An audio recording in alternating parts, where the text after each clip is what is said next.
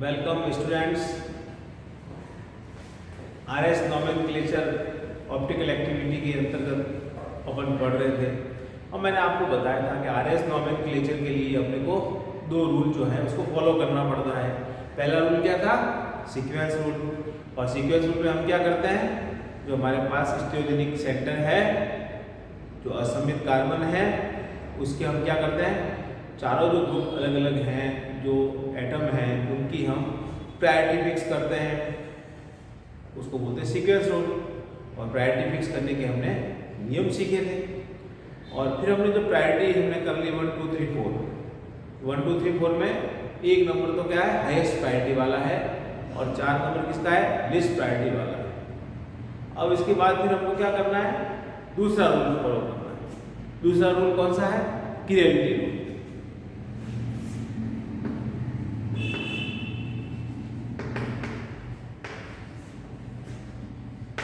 तो जब एक बार आपने क्या किया, प्रायोरिटी फिक्स कर दी एटम्स की या ग्रुप्स की, तो उसके बाद हमको क्रिएटिविटी जो रूल है उसको फॉलो करना है। ये हम कैसे फॉलो करते हैं, इसके क्या है, दो भाग।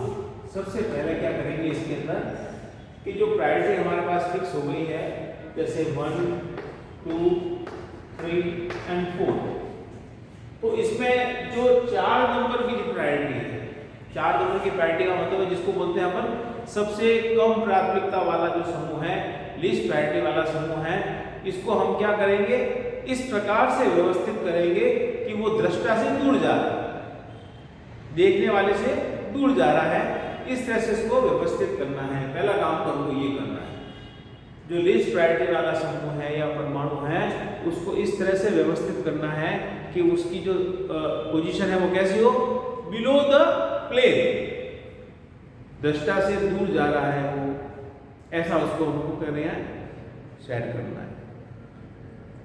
ये पहला एक्शन होगा हमारा, ठीक है। फिर दूसरा एक्शन, तो क्या करेंगे, इसको below the plane, least priority जो है, least prior atom will be placed as below the plane, below the plane। पहला काम तो हमको ये करना है। अब सेकेंडली क्या होगा कि जब आपने चौथा जो नंबर है, लीस्ट प्रायोरिटी वाला समूह है, वो आपसे दूर जा रहा है, देखने वाले से दूर है, तो उसको तो हमको क्या करना है, स्टेशनरी रखना है, उसको keep it as a stationary, स्थिर रख दीजिए उसको, ठीक है। और फिर हम क्या करेंगे, हम 1 2 3 की तरफ चलेंगे, along the first second and third, उसकी तरफ हम चलेंगे, 1 से 2 2 से 3, इस तरह से हमारी पेन है, पेंसिल है, जो भी है, उसको हम क्या करेंगे, रोटेट करेंगे या ले जाएंगे कहां से, टुवर्ड्स द 1 2 3 इन सीक्वेंस, ठीक है। अब ऐसा करें यदि हम, तो क्या करें, 1 2 एंड 3, ऐसे हम इसको क्या करेंगे, टुवर्ड्स अलोंग टू,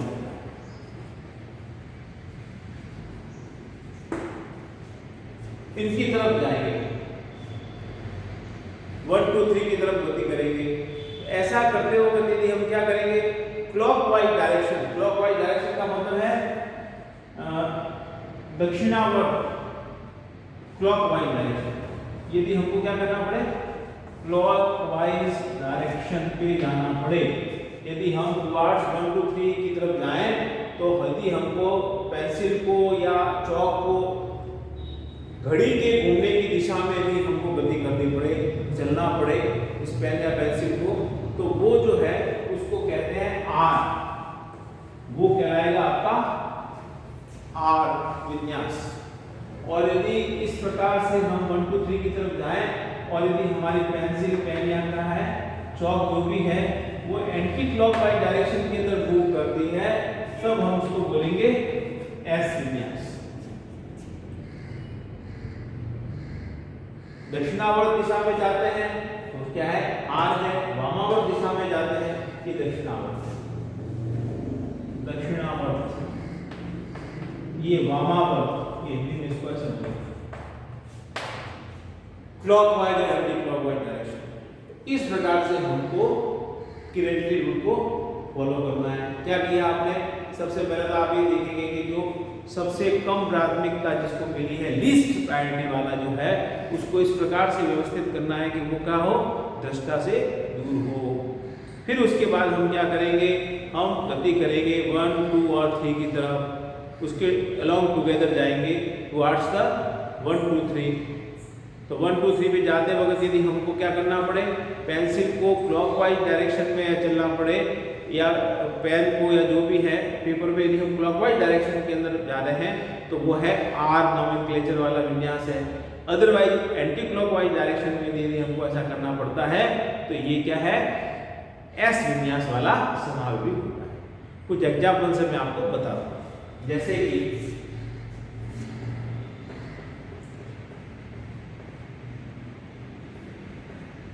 ये है ब्रोमो क्लोरो फ्लोरोमेथिल, ये आपका असममित कार्बन है। तो इसमें क्या है, 4 समूह जुड़े हुए अलग अलग है, तो इसको हम प्रायोरिटी देंगे सीक्वेंस रूल से, इसको प्रायोरिटी देंगे, अपने को सीक्वेंस रूल से प्रायोरिटी देंगे। तो सबसे कम एटॉमिक नंबर, सबसे ज्यादा एटॉमिक नंबर किसका है इसमें, आयोडीन का, ये नंबर 1 हो गया। उसके बाद नंबर 2 किसको मिलेगा, Br को मिलेगा। फिर नेक्स्ट Cl और लास्ट कौन सा है, क्लोरीन। एटॉमिक नंबर के घटते हुए क्रम में प्रायोरिटी हो गई। तो इस प्रकार से आप इसको न्यूमैन प्रोजेक्शन फॉर्मूला में देख सकते हैं कि जो F है उसको आप इस प्रकार से लिखेंगे कि वो छुप जाए, देखने वाले के पीछे की ओर है, और 2 आपके क्या हो जाएगा, ये प्लेन में हो जाएंगे, जैसे Cl और Br, और एक अपनी तरफ है, देखने वाले की तरफ है, तो ये कौन सा है, मान लीजिए आयोडीन है। ये एक विन्यास बनाया जिसको हमने न्यूमैन प्रोजेक्शन फॉर्मूला में लिखा है 3 डायमेंशनल पिक्चर के अंदर। तो यहाँ पर ये लिस्ट प्रायोरिटी वाला है, इसको तो स्टेशनरी रखना है, इसको इग्नोर करना है, और हम क्या करेंगे 1, 2, 3। तो ये है आपका 1, ये है आपका 2 एंड ये है आपका 3। इस प्रकार से प्रायोरिटी है। तो हमको क्या है, किसकी तरफ चलना है, 1 से शुरू करना है, और फिर कहाँ गए 2 की तरफ, और फिर कहाँ गए 3 की तरफ। तो इस प्रकार से आप देखें कि ये जो आपका डायरेक्शन है चलने का वो कैसा है, घड़ी के घूमने के विपरीत दिशा में है। इस प्रकार से इसका विन्यास क्या कहलाएगा, ये एस विन्यास है, इसको हम एस विन्यास कहेंगे। इसी प्रकार से 2 ब्यूटेनॉल है,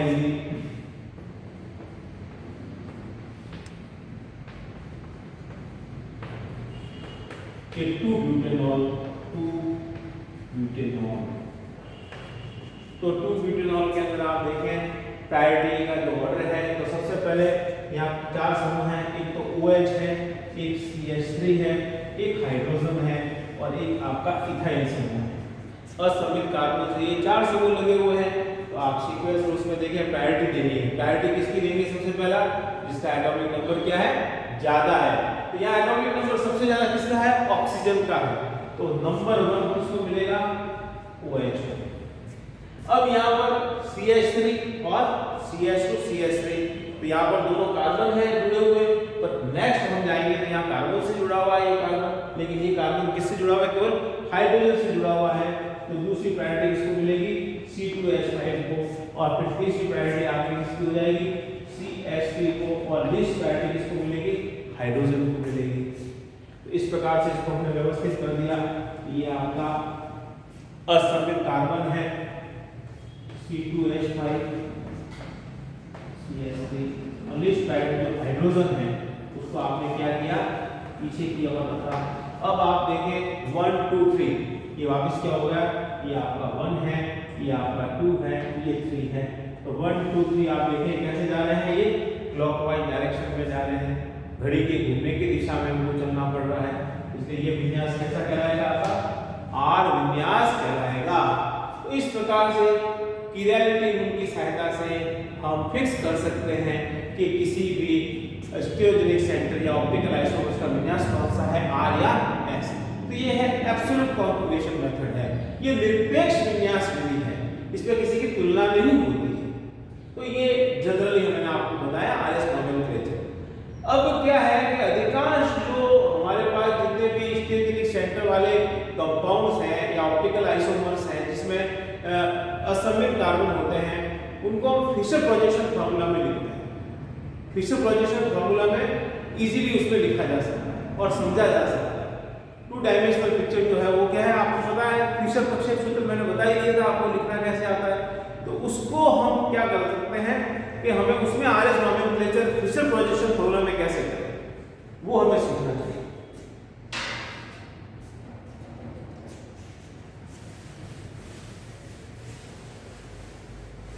तो उसके अंदर क्लियरली रूल का हम किस प्रकार से अनुसरण करेंगे, पालन करेंगे, वो उसको हम थोड़ा देखें।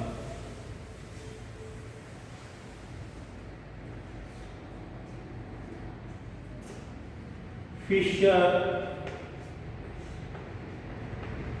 प्रक्षेप सूत्र, यदि हमारे पास फिशर प्रक्षेप सूत्र हो किसी का तो उसका आरएस नोमेनक्लेचर करने के लिए किस प्रकार से क्लियरिटी रूल को करेंगे फॉलो वो देखेंगे। सबसे पहले तो हमको क्या करना है कि जो लिस्ट प्रायोरिटी है, क्या करें, निम्न प्राथमिकता वाला समूह, निम्न प्राथमिकता वाला समूह वो कहां आ जाए आपके क्षैतिज लाइन पर, ऊर्ध्वाधर वर्टिकल लाइन, ऊर्ध्वाधर रेखा पर स्थित हो, ये हमें देखना है। आरएस नोमेनक्लेचर यदि हमको करना है तो सबसे पहले हमको क्या देखना है कि जो लीस्ट प्रायोरिटी वाला है, प्रायोरिटी तो फिक्स कर दी सीक्वेंस रूल से, अब लीस्ट प्रायोरिटी वाला कहां होना चाहिए, वो होना चाहिए आपके वर्टिकल लाइन के ऊपर, या तो वो बॉटम में हो या फिर किस पे हो, टॉप पे हो, ठीक है, ऊपर या नीचे होना चाहिए। यदि ऐसा नहीं है तो हम क्या करेंगे, अंतर परिवर्तन द्वारा करेंगे, अंतर परिवर्तन। अच्छा, फिशर प्रक्षेप सूत्र में कितनी बार अंतर परिवर्तन करते हैं तो हमारा विन्यास जो है आइडेंटिकल रहता है, वो हमने देखा, वो अंतर परिवर्तन 2 बार, 2 टाइम्स यदि हम एक्सचेंज करेंगे तो जो आपका नेक्स्ट जो आपका विन्यास होगा वो कैसा होगा, आइडेंटिकल होगा। तो ये अलाउड है फिशर प्रोजेक्शन फार्मूला में एक्सचेंज, 2 बार एक्सचेंज करेंगे। तो ये 2 बार एक्सचेंज करेंगे, उसके बाद हम क्या करना है, अपने को तो लिस्ट प्रायोरिटी वाला उसको तो क्या करना है, इग्नोर करना है और फिर वापस क्या फॉलो करना है, 1 2 3 की तरफ फॉलो करना है। और फिर यदि क्लॉकवाइज डायरेक्शन में आ जाएगा तो ये हो जाएगा आपका आर, एंटी क्लॉकवाइज डायरेक्शन में आ जाएगा तो वो हो जाएगा आपके एस। तो देखें, एक मैं आपको बताता हूं,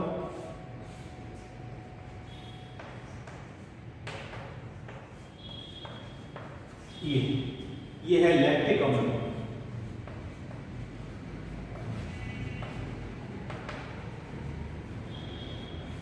तो लैक्टिक अम्ल के अंदर आप देखें इसमें प्रायोरिटी पहला हमने फिक्स कर दिया है। तो फर्स्ट प्रायोरिटी किसको देंगे, नेचुरली, अब तो आप जान ही गए हैं, ओ ऑक्सीजन सबसे ज्यादा एटॉमिक नंबर है इसलिए OH को फर्स्ट प्रायोरिटी। अब इसमें ये भी कार्बन है, ये भी कार्बन है, लेकिन ये कार्बन किससे जुड़ा है, ऑक्सीजन से जुड़ा हुआ है और ये केवल हाइड्रोजन से जुड़ा है, तो ये 2 नंबर, ये 3 नंबर और ये 4। अब आप देखें कि 4 नंबर वाला जो हाइड्रोजन है वो कहां है, वो है आपके हॉरिजॉन्टल लाइन पे, हमको कहां लाना है इसको, वर्टिकल लाइन में। क्या करें, 2 बार एक्सचेंज करना है, तो हमने क्या किया, ये एक्सचेंज कर दिया, ये फर्स्ट एक्सचेंज।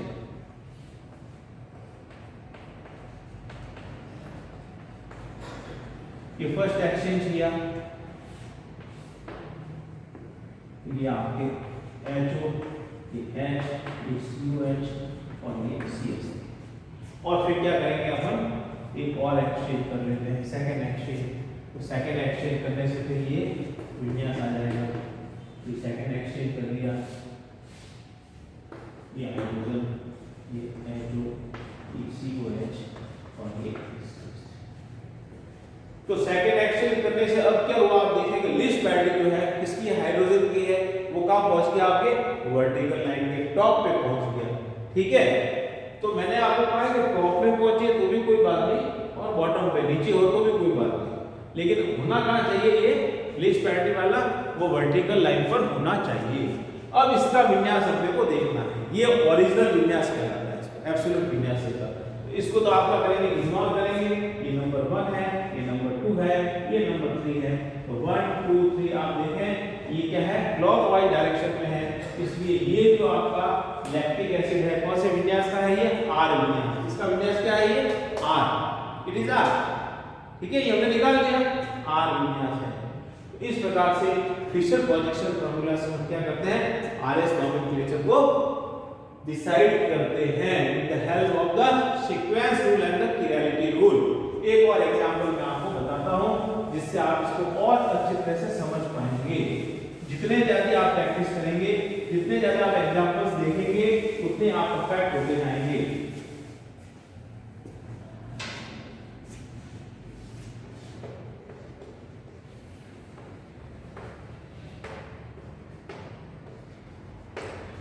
यहां पर फिर आप देखें, ये है आपका ग्लिसरॉल्डिहाइड, ग्लिसरॉल्डिहाइड।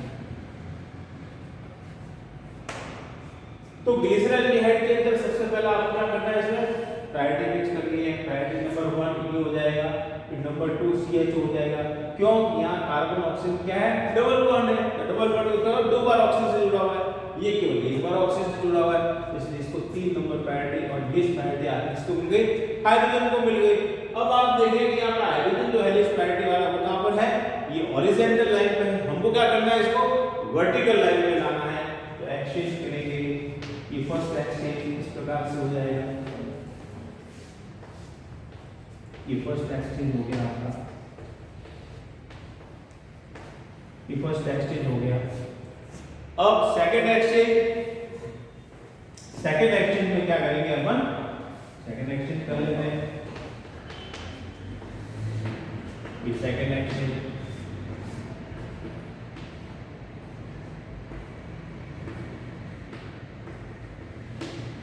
ये हाइड्रोजन आ गया। अब यहाँ पे मैंने इसको बॉटम में आ गया ये, बट है किस पे, ये वर्टिकल लाइन पर है। फिर यहाँ देखें, ये 1 है, ये 2 है और ये 3 है, ये 4 है। अगेन ये कौन सा है, ये R हो गया। इस प्रकार से मैंने आपको बताया कि फिशर प्रोजेक्शन फार्मूला हमारे पास यदि हो तो हम उसका नोमेनक्लेचर इस प्रकार से डिसाइड करते हैं। ये जो मेथड है फिशर प्रोजेक्शन फार्मूला से आरएस नोमेनक्लेचर करना, ये वहाँ बहुत ज़्यादा यूजफुल है जहाँ पर किसी कंपाउंड के अंदर एक से अधिक स्टीरियोजेनिक सेंटर, एक से अधिक असममित कार्बन यदि हो तो वहाँ ये बहुत उपयोगी है। मैं एग्जाम्पल के तौर पर आपको बताता हूँ। इस प्रकार से हम क्या करेंगे, आरएस नोमेनक्लेचर करेंगे। उसमें जो नोमेनक्लेचर का मेथड है वो मेथड को फॉलो करना है। वो इस प्रकार से होता है, जैसे ये एक उदाहरण मैं आपको बताता हूँ, ग्लिसरॉल्डिहाइड का।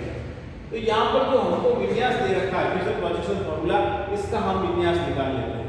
इसको बोलते हैं आभासी विन्यास, फिक्शियस। ये फिक्शियस है और जो ओरिजिनल है, वास्तविक है, वो इसका क्या हो जाएगा, रिवर्स हो जाएगा। यहाँ पर अगेन ये 1 2 और 3, ये 4, तो 1 2 3 एंटी क्लॉकवाइज डायरेक्शन में चले तो विन्यास कैसा हो गया इसका, फिक्शियस। फिक्शियस कौन सा है, फिक्शियस कौन सा हो गया इसका, एंटी क्लॉकवाइज S, तो फिर एक्चुअल कौन सा हो गया इसका, रिवर्स, दैट इज R। ये भी एक मेथड है विन्यास निकालने का। तो हमको एक्सचेंज नहीं करना पड़े, जो हमको फिशर प्रोजेक्शन फार्मूला दे रखा है उसमें हम प्रायोरिटी देख लें और प्रायोरिटी के बाद हम देखें कि ये clockwise direction, anti clockwise direction है, R है या S है, वो फिक्शियस हो जाएगा और उसका जो रिवर्स है, अपोजिट है, वो उसका ओरिजिनल या एक्चुअल हो जाएगा। तो जहां पर एक से अधिक असममित कार्बन परमाणु यदि होते हैं वहां पर ये बहुत यूजफुल है। जैसे मैं आपको ये बता रहा हूं,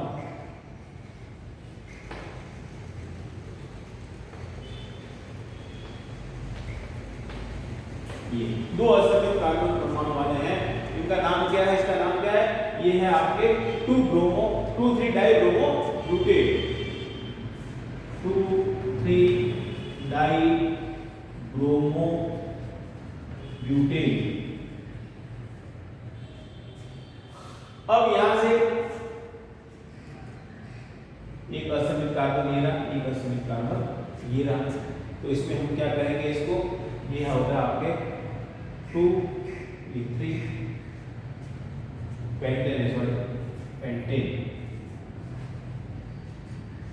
3 and 4 and 5, तो 2 और 3, तो 2 नंबर का इसका विन्यास आपको देना है। ये आपके लिस्ट प्रायोरिटी वाला हो गया, और फर्स्ट प्रायोरिटी किसको देंगे आप, इसको देंगे, सेकंड प्रायोरिटी आप इसको देंगे, और थर्ड प्रायोरिटी आपकी इसकी होगी, और फोर्थ प्रायोरिटी इसकी होगी। तो फिर यहाँ पर क्या करेंगे, 1 2 और ये 3, इस प्रकार से चलेंगे। तो ये कैसा है, आपके क्लॉकवाइज डायरेक्शन में है, तो इसका जो फिक्शियस है, फिक्शियस आभासी विन्यास कौन सा हो गया, ये क्लॉकवाइज डायरेक्शन होने से ये 2 कार्बन पे कैसा हो गया, 2r। 3 नंबर पे देखो आप, 3 नंबर का कार्बन कौन सा समूह है, तो Br है, एक C2H5 है, एक H है और एक P है। एक नंबर इसको मिलेगा, 2 नंबर इसको मिलेगा, क्योंकि इसमें कार्बन किससे जुड़ा है, Br से जुड़ा है। 3 नंबर इसको मिलेगा, और चौथा नंबर ये। तो ये 1 नंबर है और ये 2 नंबर है। एक से हम क्या गए, ये 2 नंबर की तरफ, और फिर ये 3 नंबर की तरफ। तो कैसे जाना पड़ रहा है हमको, क्लॉकवाइज डायरेक्शन में। ये भी क्लॉकवाइज डायरेक्शन में जा रहे हैं, इसलिए ये क्या हो जाएगा आपका 3r, दूसरा भी r और तीसरा भी r। जबकि फिर इसका एक्चुअल क्या हो जाएगा, एक्चुअल ये हो जाएगा इसका विपरीत 2s और 3s। तो ये बहुत इंपॉर्टेंट है यहाँ पर कि हमारे पास एक से अधिक स्टेबिलिटी सेंटर हो, वहां पर ये बहुत ही महत्वपूर्ण होता है, उपयोगी होता है। एक और उदाहरण मैं आपको बताता हूं।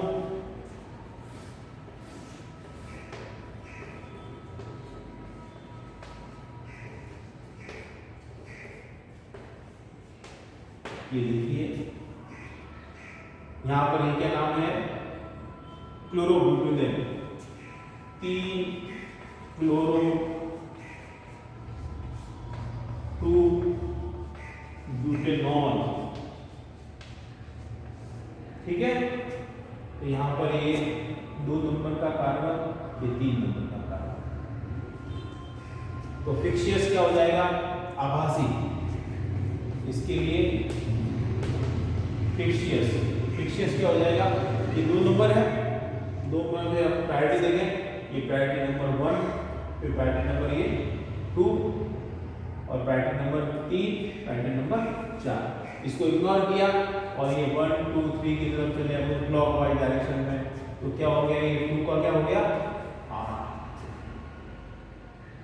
उसके बाद ये यहाँ पर देखें, इसमें ये नंबर 1 कौन सा हो जाएगा, इसमें ये नंबर 1, फिर ऊपर वाला क्या हो जाएगा, ये नंबर 2, ये पूरा, तो पूरा नंबर 2 एक ग्रुप है। फिर नंबर 3 ये पूरा, ये अलग है, कार्बन नंबर है ना, 1 फिर 2, ठीक है, 1 2 और 3 और ये 4। इस कार्बन के लिए, दैट इज 3 नंबर कार्बन के लिए हमको देखना है। तो क्या करें, 1 से कहाँ जाएंगे अपन, 2 की तरफ, फिर कहाँ गए, 3 की तरफ गए। ये भी क्या है, क्लॉकवाइज डायरेक्शन में 2 3 r। तो इसका एक्चुअल क्या हो जाएगा, इसका एक्चुअल, इसका अपोजिट, दैट इज 2s। इस प्रकार से आप बहुत सारे कंपाउंड बना सकते हैं, 2 एसिमेट्रिक कार्बन वाले, 3 एसिमेट्रिक कार्बन वाले, और उसका फिर हम क्या कर सकते हैं, फिक्शियस एज सच फिशर-प्राइस फॉर्मूले का RS नोमेनक्लेचर हम निकालेंगे, और उसके बाद उसका जो रिवर्स होगा वो क्या हो जाएगा, उसका एक्चुअल हो जाएगा विन्यास। तो ये मैंने आपको ऑप्टिकल आइसोमर्स के बारे में बता दिया है। नेक्स्ट आपके स्टीरियो आइसोमर्स हैं, वो है ज्योमेट्रिकल आइसोमर्स, और इसकी PDF मैं आपको सेंड कर रहा हूँ, आप इसको अच्छी तरह से देख लें। ये बहुत इंपॉर्टेंट है, कॉम्पिटिटिव एग्जाम्स में पूछते हैं, आपके एग्जाम्स में भी पूछेंगे, ठीक है। और कोई कंफ्यूजन है तो आप उनको डिस्कस कर लें।